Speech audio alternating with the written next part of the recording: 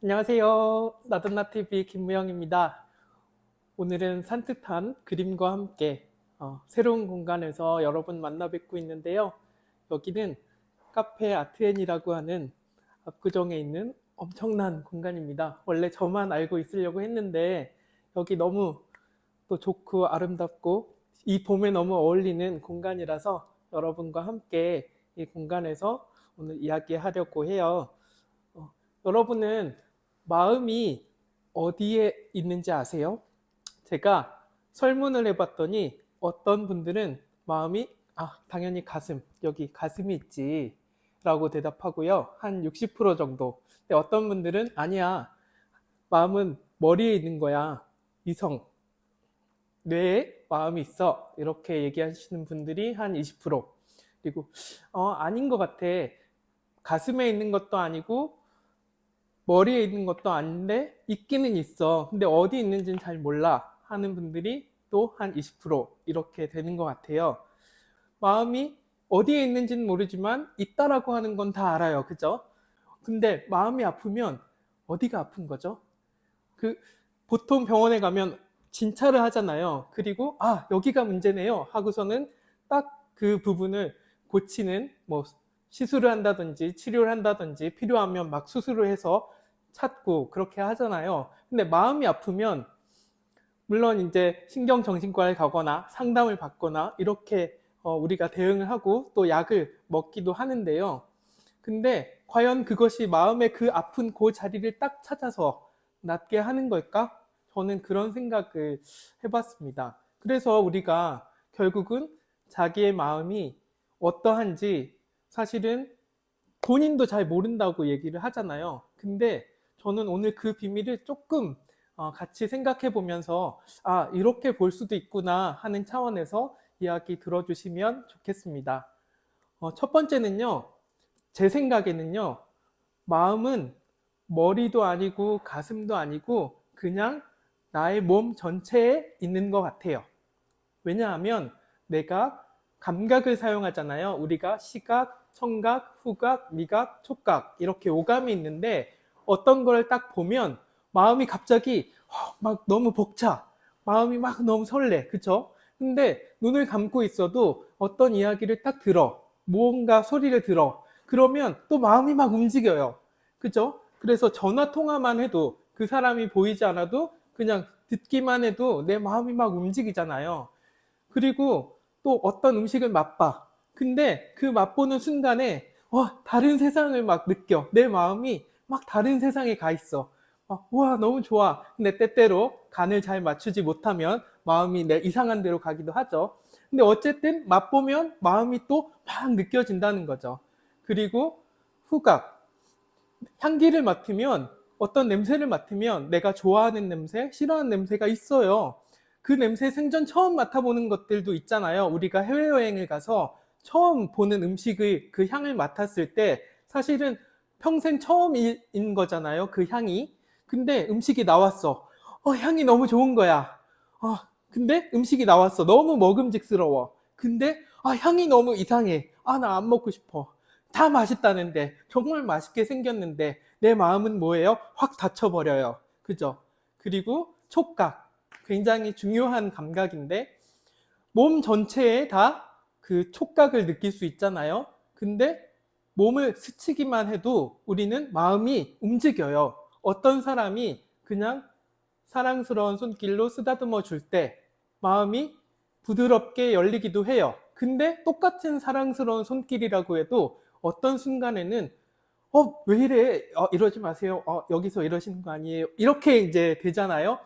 그러니까 이건 촉각이 어떤 그 만지는 행동의 문제가 아니라 그 행동에 대한 우리 마음의 문제인 거죠. 그래서 우리의 몸 전체가 사실은 마음이라고 저는 생각해요.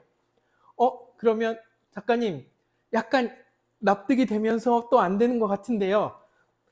마음이 몸 전체에 다 있다면 그러면 몸이 그냥 마음인가요? 아니에요. 그건 아니에요. 여기서 정리를 딱 해드리면 마음은 그냥 나의 상태예요. 나의 상태.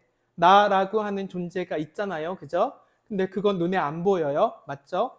근데 나라고 하는 상태가 존재해요. 그 상태는 그러면 나로 태어나서 어떻게 살아가냐면 몸이라고 하는 도구, 몸이라고 하는 일종의 자동차에 비유할게요. 자동차에 타고 탑승해서 여정을 떠나는 거예요. 어떤 여정이에요? 내가 나로 태어나서 나로 살아가는 그 여정, 나만이 누릴 수 있는 그 여정, 그게 바로 인생인 거죠. 그 인생은 나만 살 수 있고 나에게만 주어진 거예요. 그쵸? 그래서 특별해요. 우리가 세상에 하나밖에 없는 걸 특별하다고 얘기하고 가치 있다고 얘기하잖아요. 야, 이거 세상에 하나밖에 없는 거야 라고 우리가 어떤 상품을 만들거나 판매한다면 그 상품은 하나밖에 없다는 이유만으로, 그게 뭐든지 하나밖에 없다는 이유만으로 가격이 올라가요. 가치가 생겨요. 그쵸? 자, 그러면 여러분께 물어볼게요. 여러분은 이 세상에 둘인가요? 셋인가요? 넷인가요? 막 대량 생산하나요? 아니죠. 하나밖에 없습니다. 그러면 여러분은 가치 있는 존재네요. 이거 하나 짚고 다시 마음 얘기로 갈게요. 자, 그래서 마음은 우리의 상태예요. 그 마음이 몸이라고 하는 자동차를 타고 여정을 떠난 거예요. 그래서 몸이 필요 없어질 때까지 사는 거예요. 몸은 없어지지만 나는 없어지지 않아요. 그거는 그 순간이 돼봐야 저도 정확히 알겠지만 몸이 없어지는 것과 마음이 없어지는 것은 명백하게 다릅니다. 우리는 몸이 있지만 마음이 없는 경우를 경험하잖아요. 그렇죠? 똑같이 그 반대도 성립한다는 거죠. 그리고 그 반대를 특별히 죽음이라고 부르는데 이 이야기는 나중에 좀 더 깊이 다뤄볼게요. 오늘은 마음에 한번 집중을 해봅시다. 자, 그러면 이 마음은 어떤 기능을 수행하느냐? 첫 번째는요, 나의 과거와 미래와 현재를 연결해주는 역할을 해요. 나의 상태는 나의 과거, 현재, 미래를 다 살아요. 즉, 나의 마음은 과거도 살 수 있고, 현재도 살 수 있고, 미래도 살 수 있고, 셋 다 동시에 살 수 있어요. 그래서 어떻게 해요? 마음이 추억에 젖어들어요. 아, 그때 내가 그랬어. 그 순간을 떠올리면 마음은 그 순간을 살아요. 몸은 되돌아가지 않아도 마음은 되돌아갈 수 있는 거죠. 똑같은 원리로 우리는 미래를 살기도 해요. 아, 나는 이거를 이렇게 해가지고 내 꿈을 이룰 거야. 이렇게 마음으로 딱 그 시대를 만들어내는 순간 우리의 몸은 아직 여기 있지만 마음은 그 순간을 막 살면서 그 순간의 감정을 이미 막 느껴요. 그 순간의 그 어떤 감격이나 어떤 열심히 하는 열정이나 그 순간의 성취를 느껴요. 그래서 미래를 바라보고 우리가 달려갈 수 있는 거죠. 왜? 마음이 그 미래를 이미 살았으니까. 그래서 마음의 중요한 역할은 과거, 현재, 미래를 연결하는 그 구심점으로서 기능을 합니다. 그 다음에 두 번째 중요한 역할은 마음은요, 몸, 나와 그리고 외부 세계, 이 현실을 연결하는 역할을 해요. 쉽게 얘기하면 돼지 눈에는 돼지만 보이고요. 부처 눈에는 부처만 보인다는 말이 있잖아요. 마음이 하는 역할이에요. 내 마음이 어딘가 무엇인가 딱 집중해서 바라보면 그 마음이 보여주는 그 현실이 오는 거예요. 그래서 제가 계속 방송마다 계속 이야기하는 거, 걱정하면 걱정할 일이 생기고 감사하면 감사할 일이 생긴다. 이건 걱정이냐 감사냐 이 문제가 아니라 마음이 어디 있느냐의 문제예요. 내가 마음을 어디다 놓느냐인 거죠. 그래서 이 세상을 받침대라고 한번 상상해 봅시다. 받침대들이에요, 다. 우리는 내 마음을 어느 받침대에도 놓을 수 있어요. 그래서 막 차가 막히고 막 짜증나고 막 하는 데에다가 마음을 놓을 수 있어요. 차가 막히는 건 그냥 팩트잖아요. 막혀서 뭐 나한테 막 어떤 일이 일어나는 건 사실 아니에요. 그런데 거기에 내가 연관을 지어서 내 마음을 놓으면 그로부터 그 마음이 퍼져가는 건 내가 결정하는 거예요. 짜증나는 방향으로 결정하시는 거예요. 근데 저는 차가 막히면 요즘 되게 사실 감사하거든요. 진짜로. 원래 저는 되게 막 급하게 운전하고 내 앞에 가는 차는 다 제껴야 돼. 막 이렇게 생각하는 그런 약간 안 좋은 습관이 있었는데 작년 일을 겪고 나서 작년에 정말로 세상에 어떻게 나한테 이런 일이 생기지? 사실은 객관적으로 그 일은 그렇게 막 비참한 일은 아니에요. 제가 보니까 저한테 메일 보내주시는 분, DM 보내주시는 분, 이렇게 힘든데 선생님 글을 보고 뭔가 더 용기를 얻고 길을 찾고 싶습니다. 힘을 얻었습니다 하시는 분들 사연을 들어보니까 완전히 저는 상상도 못한 일들을 겪고 계시더라고요. 근데 어쨌든 내 마음이 정말로 그냥 다 지옥을 만들어내고 있었어요. 나는 지옥에 혼자 있는 거야.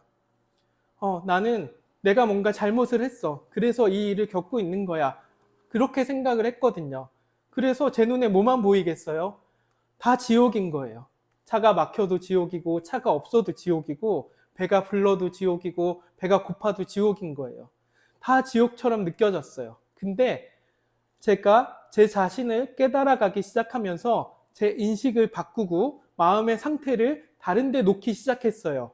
감사함에 놓기 시작했고 내가 이미 있는 것에 놓기 시작했어요. 내가 생명을 받았고 그 생명으로 인해서 주어진 것들을 하나씩 감사라고 하는 것으로 이렇게 목걸이를 만들듯 하나씩 하나씩 꿰어 나가기 시작하니까 다 감사한 것들로 인식되는 거예요. 그래서 차가 막혔는데 저 너무 막 좋은 거예요. 왜 좋은지 봤더니 맞아, 이 세상에 이렇게 많은 사람들이 나랑 같이 살아주고 있어. 이 차들을 봐. 와, 이 사람들 봐. 나는 혼자가 아니야. 막 이렇게 느껴지니까 차가 막혔는데 저 혼자 와, 감사합니다. 와, 저 차 멋있다. 막 이러면서 막 앉아서 막 신나가지고 감사합니다 하고 있더라고요. 약간 미친놈 같죠? 네, 저도 그 순간에 내가 약간 미친놈 같은데 막 이런 생각을 했어요. 근데 너무 감사했어요. 자, 다시 마음에 집중할게요. 마음은요, 우리의 몸 전체에 있고요. 그리고 우리의 감각을 통해서 마음이 나에게 알려줘요. 무엇을요? 내가 누군지를 알려줘요. 그런데 그것을 우리가 선택할 수 있어요. 내가 누가 될지는 내가 마음을 어디에 놓느냐로 선택할 수 있어요. 어떤 사람이 되고 싶으세요? 여러분의 마음을 먼저 놓으세요. 그러면 마음 가는데 뭐가 따라가요? 몸이 따라가요. 돈이 따라가요. 시간이 따라가요. 사람이 따라와요. 일이 따라와요. 그래서 마음을 먼저 놓으면 현실이 바뀌어요. 이미 여러분 다 아시잖아요. 이거 제가 이상한 얘기 하는 거 아니잖아요. 이미 여러분이 다 경험하셨고 이미 그렇게 살고 있어요. 그래서 내가 마음 가는 사람과 만나서 사랑하고 연애하고 결혼하고요. 내가 마음 가는 그 일을 하고요. 내가 마음 가는 그 어떤 것에 집중해서 우리가 그렇게 현실을 만들어서 살고 있어요. 그런데 어느 순간 우리가 헷갈릴 때가 있어요. 어떤 거요? 내 마음을 놓지 않았는데 내 삶을 거기 밀어 넣어야 돼. 내 마음이 없는 곳에 내가 나의 생명을 넣어야 돼. 이때 괴리가 생겨요. 그러면 지난 시간에 제가 얘기했잖아요. 나라는 존재가 있는데 없다고 자꾸 나 돈도 없고 시간도 없고 없다고 자꾸 이렇게 부딪히면 흔들린다 그랬죠? 흔들리면 뭐가 생겨요? 불안이 생겨요. 그러면 똑같아요. 내가 마음을 두지 않았는데 내 생명을 밀어넣으면 뭐가 생겨요? 거리감이 생기면서 빈틈이 확 생겨요. 그 안에 뭐가 들어올까요? 내가 마음을 두지 않았는데 내가 이렇게 틈이 생겨버리고 그 틈에 오만 것들이 다 막 들어와요. 근데 착각하는 거예요. 그게 뭐라고? 그게 나라고 착각하는 거예요. 빈틈인데 거기에 뭐가 막 들어오니까 그게 다 나라고 착각하는 거예요. 그래서 뭐가 없어져요? 주관이 없어져요. 내 줏대가 없어져요. 내 생각, 내 의지가 없어져요. 그러면 어떻게 살게 돼요? 다른 사람의 의지대로, 다른 사람의 목적대로 살게 되는 거죠. 그러면 원래 사람은 자기 인생을 살아야 제일 신이 나거든요. 그 목적을 위해서 태어났으니까. 근데 다른 사람의 인생을 막 살고 있잖아요. 그러니까 어떻게 돼요? 좀비인 거예요. 내 인생은 멈춰놓고 다른 사람 인생 열심히 살고 있는 거예요. 그래서 마음이 힘든 거예요. 왜요? 나는 여기 있는데 이 몸은 저기 가 있고 이 생명은 저기 멀리 막 쫓아가고 있으니까. 그래서 그 거리만큼 다시 마음을 돌이켜야 됩니다. 그래서 나 자신과 대화하는 법은 사실은 간단해요. 내 마음이 어디 있는지 나 자신을 살펴보면 돼요. 내가 바라보는 거, 시각, 나의 눈길이 어디로 가 있는지, 나는 무엇을 듣고 있는지, 나는 무엇을 향기 맡고 있는지, 나는 무엇을 얘기하고 있는지, 또 무엇을 만지고 있는지, 맛보고 있는지, 이렇게 모든 것들이 다 내가 누구라고 하는 걸 알려줘요. 그때 나는 선택하면 돼요. 뭘요? 내 마음 둘 곳을 선택하면 됩니다. 그러면 그 마음이 알아서 다 일을 시작하고 움직여 가요. 그러면 몸도 따라가고 시간도 따라가고 다 그렇게 자연스럽게 따라가는 거죠. 그렇지만 우리가 부자연스러워질 때 모든 것들이 삐걱거려요. 그래서 항상 아침에 혹은 하루를 마무리할 때 내 마음을 이렇게 모으는 거죠. 그래서 온 몸에 있는 마음이잖아요. 이거를 한 군데로 모아요. 저는 아침에 감사함으로 모아요. 그래서 감사합니다 라고 모아요. 그래서 하루를 시작하잖아요. 그러면 하루를 마무리할 땐 물어보는 거예요. 학교 갔다가 돌아오는 아이들에게 우리가 물어보잖아요. 잘 갔다 왔어? 이렇게 물어보잖아요. 똑같이 마음에 물어보는 거예요. 마음아, 너 오늘 하루 종일 어디 있다 왔니? 다시 이렇게 모으는 거예요. 내 마음이 여기 가 있었구나. 그러면 다시 가져오세요.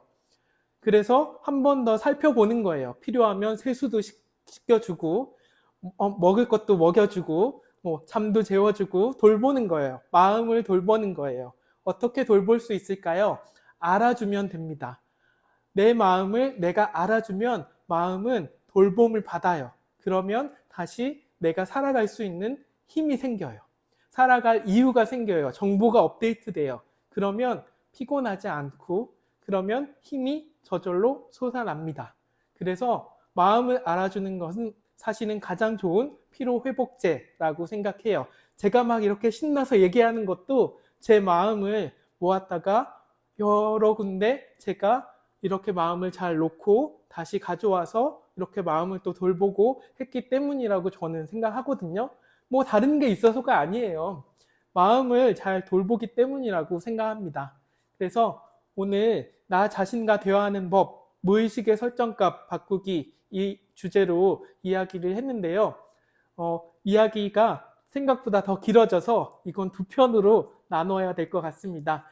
그래서 무의식의 설정값을 바꾸는 건 마음을 좀 더 깊이 들어가면 일어나는 일이거든요. 무의식의 설정값을 바꾸는 거에 대해서 또 다음 시간에 이야기할 테니까 또 한 주 동안 여러분이 마음을 잘 돌보고 마음을 원하는 곳에 잘 두고 또 다시 가져오시고 하면서 나 자신을 잘 살펴보셨으면 좋겠습니다. 우리는 모두 마음을 가지고 있으니까 무슨 일이든지 다 할 수 있어요. 마음을 놓으면 됩니다. 여러분, 마음 잘 놓으세요. 마음 놓으세요. 괜찮습니다. 오늘도 있어 주셔서 너무 감사해요. 감사합니다.